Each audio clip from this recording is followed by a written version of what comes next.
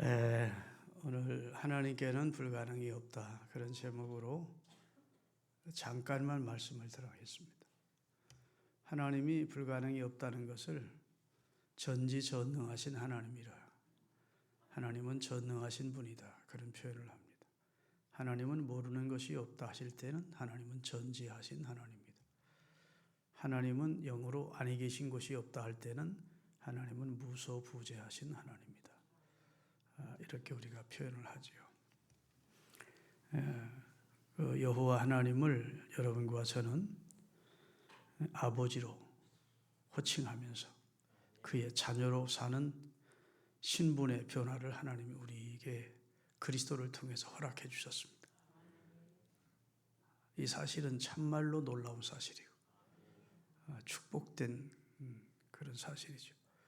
어찌 땅에 비행기만 조금 타고 올라가도 사람의 모습이 보이지 않을 정도로 보잘것없고 하잘것없는 인간 군상들이 그 광대하고 무한하시고 전능하신 크신 하나님의 우리의 머리털까지도 헤아리시고 우리 안고 서는 걸 아시고 우리의 영적인 상태가 얼마나 절망적인 것을 아시고 우리 구원을 위해서 놀라운 계획을 세우시고 그리고 그 놀라운 계획을 그의 성지자들에게 미리 말씀해 주시고 그래 때가 되어 그 구원자를 보내주시고 그래도 안 믿을 것 같으니까 구원을 이루신 다음에는 성령을 보내서 무지하고 강팍한 우리의 마음을 감동시켜서 그리스도를 받아들이도록 역사하심으로 우리가 이 놀라운 은혜를 힘입어 구원받았지 않습니까? 이게 전능하신 하나님의 역사라고요. 전능하신 하나님의 역사. 하나님이 전능하지 못하다면 있을 수 없는 그런 일이죠. 하나님이 전능하시니까. 그리고 그 하나님이 그 바탕, 그 근본 바탕에 사랑이 있으니까. 좋으신 분이니까. 하나님 만약 악한 부분이 조금이라도 있다면 우리가 그분을 어떻게 신뢰하고 변덕스러운 면이 있다면 그분에게 어떻게 믿음의 닻을 내릴 수가 있겠습니까? 그런데 그분은 변함이 없으시고 시작과 끝이 동일하시고 아멘. 우리와는 비교도 안 되기에 성경은 내 생각은 네 생각과 다르고 내 길은 네 길과 다르다. 나는 너와 달라 하는 말이에요. 이사야서를 보면 하나님은 천지와 만물을 자기와 비교를 하지 말라고 하십니다. 5대양 6대주는 통에 물 한 방울 같고 떠오르는 먼지 같은 게 지구다. 하나님과 비교하면 깎아 만든 우상과 나를 비교하지 마라. 사람 코에 숨이 붙어 있는 사람과 나를 비교하지 마. 내가 창조한 천사와도 나를 비교하지 마라. 아멘. 하나님과 비교할 대상은 이 세상에 없다는 겁니다. 그만큼 하나님은 크고 강대하시고 전능하시고 전지하시고 무소부재하신 그리고 영존하시는 스스로 계신 하나님이라고. 자, 이제 그 하나님이 우리에게 오늘 불가능이 없다, 나는 못할 게 없다 이런 말씀을 하시는데 따라합시다. 하나님께는 실패가 없다. 하나님은 실패하시지 않습니다. 두 번째, 하나님께는 따라합시다. 하나님께는 절망적인 사람도 없다.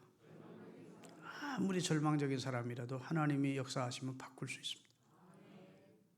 하나님이 포기하지 않는 한 하나님이 은혜를 베풀기를 하나님이 원치 않으시고 얼굴을 돌리시지 않는 한 그 어떤 사람도 다 새롭게 변화시켜서 하나님의 구원 역사에 동참시킬 수 있는 하나님입니다. 마지막으로 따라합시다. 하나님께는 절망적인 환경도 없다. 앞뒤 좌우의 길이 다 막혀서 이제는 꼼짝없이 도가내든지가 됐고 꼼짝없이 길이 없이 죽게 됐다. 그건 인간의 얘기고 하나님은 어떤 상황에서도 어떤 환경에서도 절망적인 상황이 없어요. 앞에 홍해바다가 막혀 있으면 바다를 가르시는 분이고 여리고가 막혀 있으면 여리고를 무너뜨리시는 분이고, 요단강이 막혀 있으면 그냥 벗게 미고 들었으면 길이 나게 하시는 그런 하나님이니까, 하나님은 아이고 내 환경이 너무 절망적이에요. 진짜 하나님 믿으면 그런 말 하면 안 돼요. 믿습니까? 그래서 예수 믿는 사람은요, 하나님과 연합된 사람임을 알고, 이게 절망적인 사람이라고 보지 말고, 절망적인 환경이라고 하지 말고, 아유 이제는 큰일 났네 하고 낙심하지 말아요. 두려워 마라. 나 너와 함께한다. 놀라지 마. 나는 네 하나님이다. 내가 너를 굳세게 해줄 거야. 참으로 나의 의로운 오른손으로 널 붙들 거야. 이렇게 말씀하시잖아요. 근데 목사님, 왜 하나님의 택한 백성이 고난을 당하고 시련을 만납니까? 고난도 없고 시련도 없고 아무 어려움도 없이 그저 띵띵 호화를 부르면서 그냥 찬송만 부르면서 콧노래만 부르면서 살게 만들어 주시죠. 그러면 인간의 속성을 아시는 하나님, 인간이 되먹지를 못해서 제 고집대로, 제 뜻대로 완전 모나게 살게 돼 있어. 여러분 스스로를 한번 생각해 보세요. 내가 될성으로 남습니까? 내게 좋은 면만 있습니까?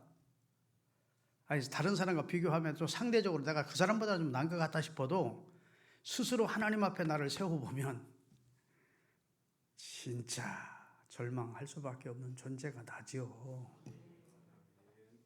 결심해놓고 몇 시간도 못 가잖아. 그게 우리 인간이라고요. 만물보다 또 거짓되고 부패하대요. 얼마나 악이 많은지 로마서 1장에 보면 21가지 악이 우리 속에, 이 좁은 속에 그런 악이 다 들어있대. 그렇게 사실은 우리가 절망적인 존재라고요.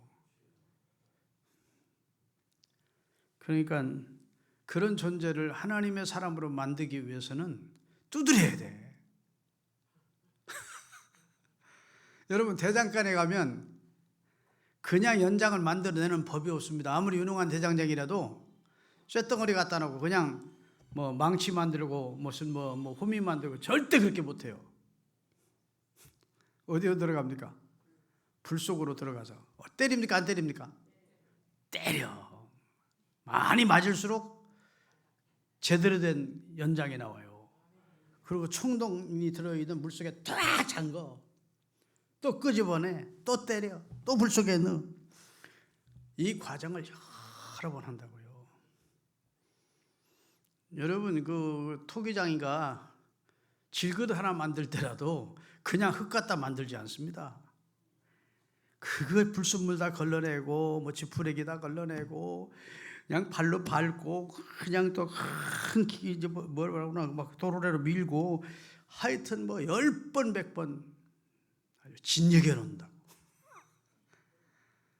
하나님이 그러면 하나님 너무 잔인한데 그러지 말고, 하나님이 하나님의 사람으로 사람을 만들어 정금처럼 나오게 하시려면 단련하신대요. 하나님이 고약한 분이고 모진 분이라 그런 게 아니라 하나님이 계획이 있어서 그러신대요. 그래서 오늘 욥도 내가 가는 길을 오직 그분이 아신다. 그분이 나를 단련하신 다음에는 나를 정금처럼 나오게 하실 것이다. 얼마나 신실한 믿음입니까? 자기 생사 전부 하나님께 맡겼다는. 믿습니까? 진주가 값진 진주가 되기 위해서 그냥 진주가 만들어지는 게 아니고, 진주 조개 속에 그 연한 진주 조개 속에 그게 돌이 하나 들어가면 그거 계속 아프니까 감싸고 해서 오랜 세월이 지나면 진주가 된다 하지 않습니까? 자연의 법칙은, 섭리는 거의 비슷해요. 하나님도 이 참 자기 고집대로 사는 이 참 강팍하고 이 참 문제가 많은 우리를 하나님은 써야 되겠는데 이걸 어떻게 써야 되느냐 하면 단련할 수밖에 없는 거예요. 나는 지금까지 목회하면서 단련받은 사람, 훈련받은 사람, 고난의 풀무 속에서 저 밑바닥까지 내려와서 거기서 주님을 만난 사람들이 진짜 제대로 주의 일하지. 여러분, 베드로 같은 사람이요, 은혜 못 받으면 큰일 납니다. 베드로는 성격이 앞장서기를 좋아하는 사람이요. 교회도 은혜 못 받은 사람이 앞장서기 좋아하면 그 교회는 문제가 심각해집니다. 아멘 안 하는 거 보래. 아무나 앞장선다고 교회가 좋은 게 아니에요. 은혜 받은 사람이, 하나님을 경험한 사람들이 앞장서야 문제를 만나도 시험을 만나도 그 사람이 다 이겨내는 겁니다. 그런데 교회 나온 지 얼마 안 되는 사람이 막 교회를 앞장서다, 목사가 걱정스러운 거예요. 저 사람 저러다가 실족하지 않겠나. 틀림없이 실족해요. 단련받아야 돼. 여러분, 요한이라고 하는, 오늘 본문에 아까 낮에 설명한 사람이 두 사람인데 베드로와 요한입니다. 베드로는 앞장서기를 좋아하는 자 있고, 요한은 성격이 더러운 사람이에요.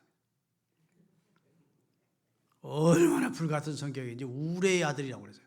우레라는 말은 천둥 같은 성격을 가진 사람이라. 예수님이 그랬어요. 복음을 받아들이지 않으니까 하나님 하늘에서, 주님 하늘에서 불을 내려가지고 이 성을 다 불살라버리십니다. 이게 예수님의 제자가 할 소리입니까? 성질대로 말하는 거예요. 그런 사람이 성령 받지 못하고 은혜 받지 못하고 주의 일 했어 보세요. 큰일 나지. 근데 나중에 하나님이 성령 받게 하시고, 여러분 형제들이여 서로 사랑하시오. 요한 1서 2장 3서 보면 매일 사랑 얘기만 해. 사랑 얘기만. 변화시킨 거예요, 하나님이. 모세? 사람 때려 죽인 살인자예요. 죽일 것까지는 뭐 있었을까 싶어. 그런데 젊은 나이에 성격이 서양말로 라자 밑에 리을 같았던가 봐. 그래가지고 이스라엘 백성하고 애굽 백성하고 싸우니까 애굽 백성이 이제 이스라엘 백성 괴롭히는 거 보고 성질나니까 때려 죽여가지고 모래 속에 묻어버렸다. 살인자입니다, 살인자. 그 사건 때문에 막 도망간 거야. 바로 왕이 알면 자기가 큰일 날 것 같아. 인생이 실패다죠. 그런데 하나님이 그 모세를 40년 만에, 그 일이 있어는 40년에 다시 부르지 않습니다. 철저하게 무너진 다음에 부르십니다. 그리고 내가 너와 함께 할 테니까 이제는 가라. 그때부터 모세가 어떤 평가를 받는 줄 아세요? 이스라엘 모든 백성 가운데 온유함이 가장 승했대.